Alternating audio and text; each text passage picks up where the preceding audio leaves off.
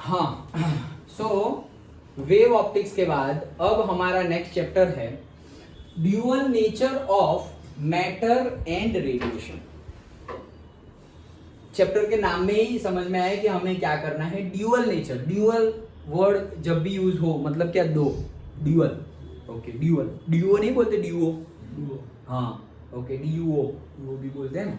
सो dual nature, dual nature मतलब दो दो नेचर होते हैं ऐसे, किसके, मैटर एंड रेडिएशन। रेडिएशन मतलब लाइट। ओके, तो dual nature of matter and radiation को हमें ये चैप्टर में स्टडी करना है।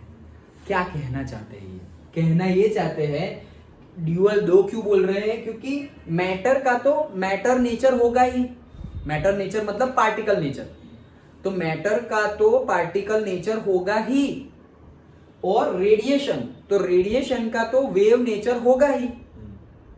लेकिन हम उल्टा प्रूव करेंगे यहां पर, मतलब दोनों होता है, रेडिएशन का वेव नेचर तो है ही लेकिन पार्टिकल नेचर भी होता है, वो हम प्रूव करेंगे। डिफरेंट डिफरेंट साइंटिस्ट ने एक्सपेरिमेंट करके प्रूव कर दिया है। और मैटर का पार्टिकल नेचर होता है, वो हमें पता ही है, लेकिन जो हमें नहीं पता है कि उसका वेव नेचर भी होता है, वो भी हम प्रूव करेंगे कि अगर वेव नेचर है तो ही एक्सपेरिमेंट सक्सेसफुल है, तो ही ये लॉ काम करता है, अदरवाइज नहीं करता, लाइक दैट। ओके, तो मतलब एक लाइट है, सपोज ये बल्ब है हमारा, उसमें से वेव निकल रहे, इलेक्ट्रोमैग्नेटिक वेव्स। ओके, ये जो वेव आ रहे हैं वो तो वेव है, लेकिन ये वेव भी पार्टिकल्स है। तो जब तुम लाइट रेज को फोटॉन्स बोलते हो तो फोटॉन्स को पार्टिकल ही कंसीडर करते हैं ना।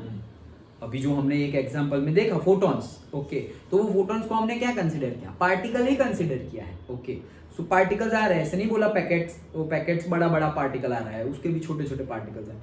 सो हम प्रूव करेंगे, मतलब एक्सपेरिमेंट सारे देखेंगे, सारी थियरी देखेंगे कि जो मैटर है मतलब पार्टिकल नेचर है, वो हमें पता है।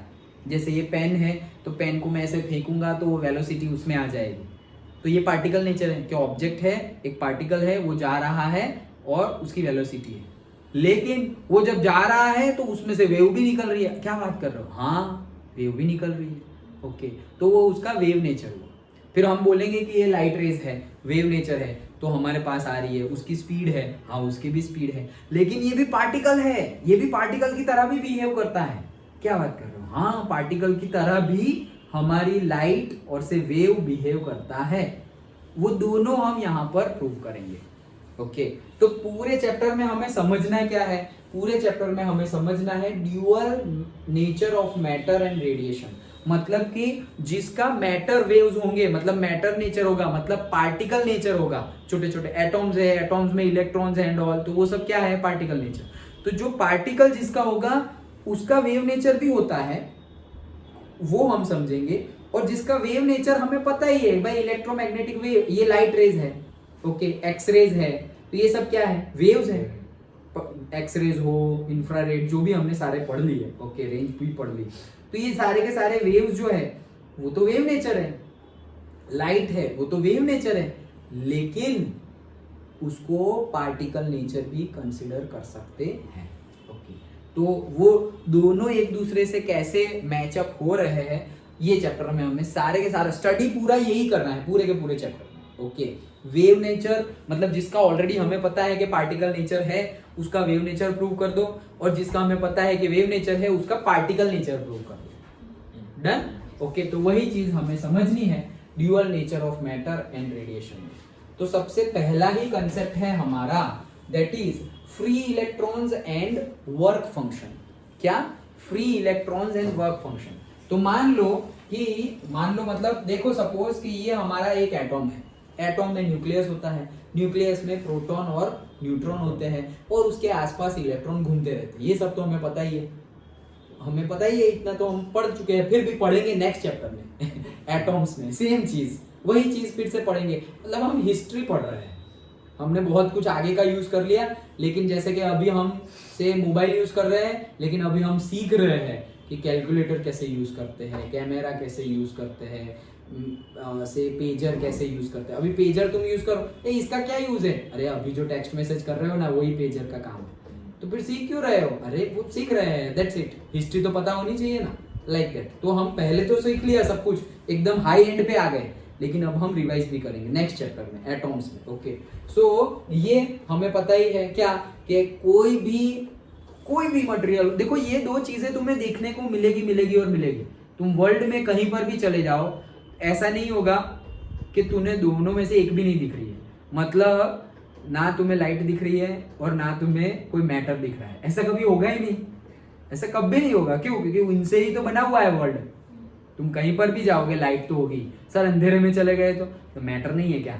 मैटर तो है ही, मैटर तो है ही ना, मैटर के बगैर कैसे? और सारा का सारा मैटर पार्टिकल से ही बना हुआ है। पार्टिकल्स मतलब से स्मॉलेस्ट, मान लो वो भी स्मॉलेस्ट नहीं है, अभी तो हम जाते डीपली स्टडी कर रहे हैं, लेकिन अभी हम क्या मान रहे हैं से स्मॉलेस्ट बड़ा पार्टिकल एटॉम। फिर हमने वापस पढ़ा था ये बड़ा नहीं है, उससे भी छोटे हैं proton, electron, neutron, kappa meson, चाय मेसोन, जीटा मेसोन, और वो सब पढ़ा था हमने। ओके, 11th में केमिस्ट्री में वही सब है।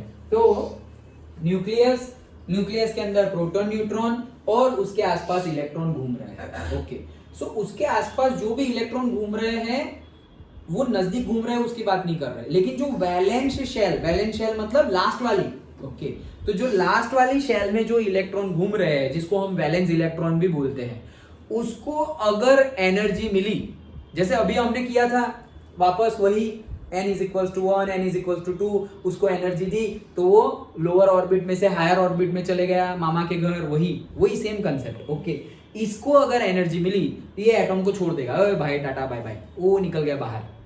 ये जो बाहर निकल गया उसी को बोलते हैं फ्री इलेक्ट्रॉन्स। सिंपल, जितना हो सके उतना सिंपल ही करेंगे हम। ओके, क्या एटॉम है, एटॉम में इलेक्ट्रॉन भी है।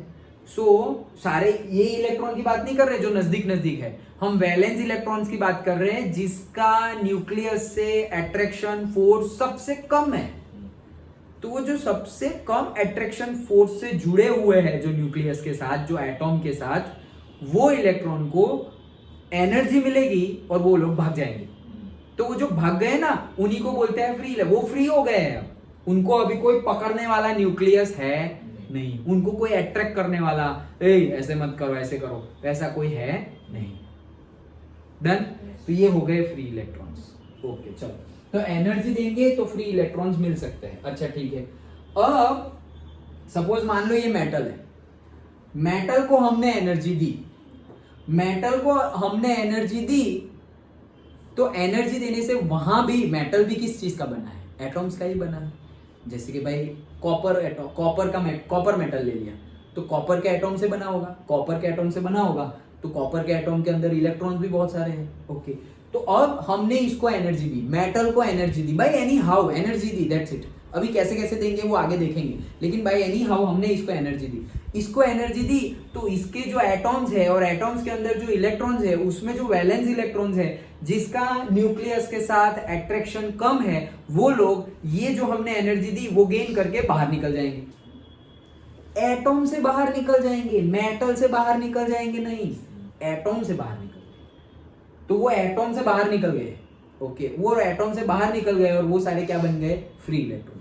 तो ये सारे वही है नेगेटिव चार्ज वाले, फ्री इलेक्ट्रॉन, ये सारे हैं। अभी भी मेटल में ही है, मेटल को छोड़ के नहीं गए, तो अभी भी मेटल में है। मतलब अगर इसने एक इलेक्ट्रॉन लूज कर दिया तो ये एटॉम क्या बन गया? एटॉम पॉजिटिव चार्ज बन गया, लूज ऑफ इलेक्ट्रॉन्स, तो वो पॉजिटिव चार्ज बन जाएगा। तो ये बन गया हमारा क्या? कैटायन, पॉजिटिव चार्ज वाला। ओके, ये एटॉम जो है वो उसके ऊपर पॉजिटिव चार्ज आ गया और इलेक्ट्रॉन के ऊपर नेगेटिव चार्ज तो है ही। अभी ये सारे नेगेटिव चार्ज वाले इलेक्ट्रॉन्स मेटल में ही है।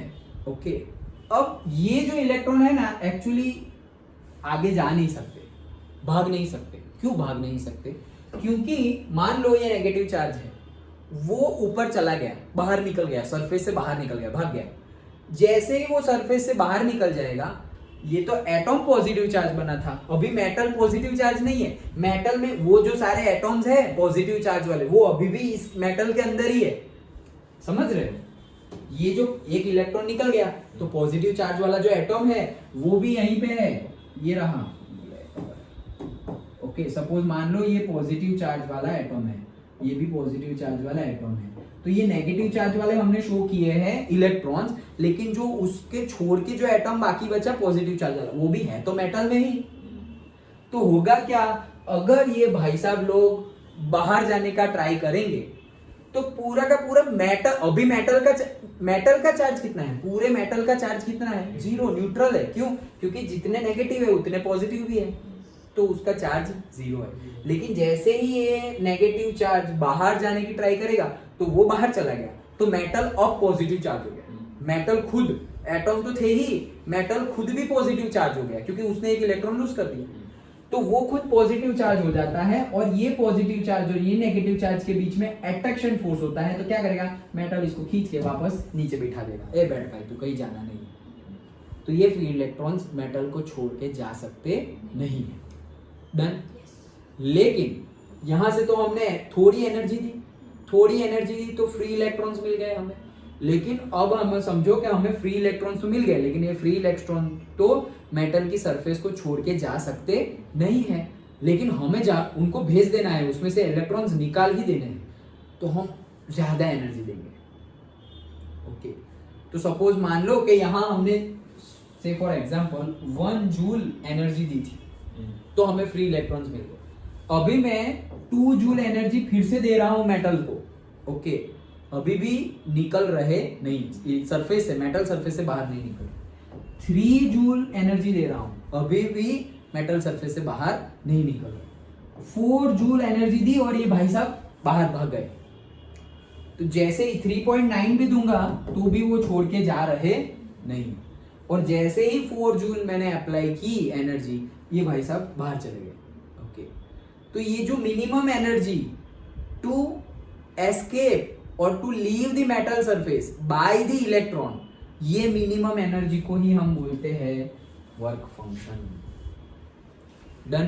ओके, कि एक जो इलेक्ट्रॉन है उसको थोड़ी, एक एटम है उसको तुमने थोड़ी एनर्जी दी, उसमें कुछ हुआ नहीं भाई, वो थोड़ा वाइब्रेट हुआ, कुछ नहीं हुआ।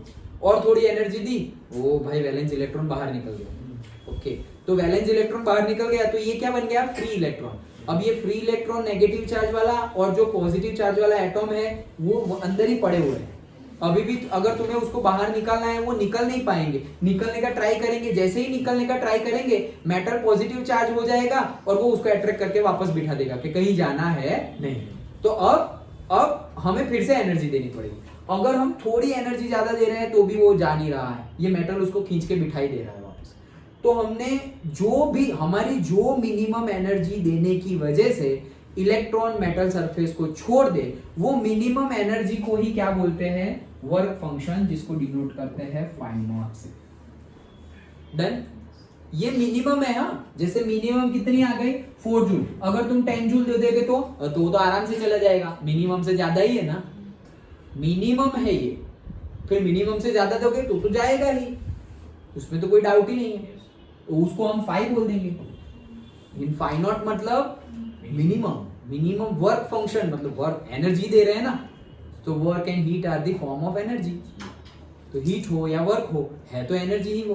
ओके, तो हम एनर्जी दे रहे हैं जिससे कि वो मिनिमम एनर्जी, जिससे कि electrons, free electrons metal surface को छोड़ के चला जाए। That free energy is our work function. Simple है। ओके, तो ये था हमारा work function, free electrons and work function. Simple था। यस। ओके, चलो नाउ ये जो हमने इलेक्ट्रॉन को बाहर निकाल दिया, ओके, उसको बाहर निकालने के भी टाइप्स है, मेथड्स ऑफ इलेक्ट्रॉन इमिशन। बाहर निकाला मतलब इमिशन हुआ ना, जैसे हमने रे में देखा था, तो रिफ्रैक्शन के बाद 2 बार रिफ्रैक्शन हो गया तो बाहर निकल रहा था, उसको हमने इमर्जेंट रे बोला था। इमर्ज हो रहा है कुछ अंदर से, जैसे हम बोलते हैं कि भाई मेडिटेशन करो, तुम्हारे अंदर एनर्जी इमर्ज होगी, मतलब एनर्जी ऑलरेडी अंदर है लेकिन इमर्ज होगी, बाहर निकलेगी, ऐसे। सो मेथड्स ऑफ इलेक्ट्रॉनिक इमिशन, ये छोटा कर दे और वीडियो।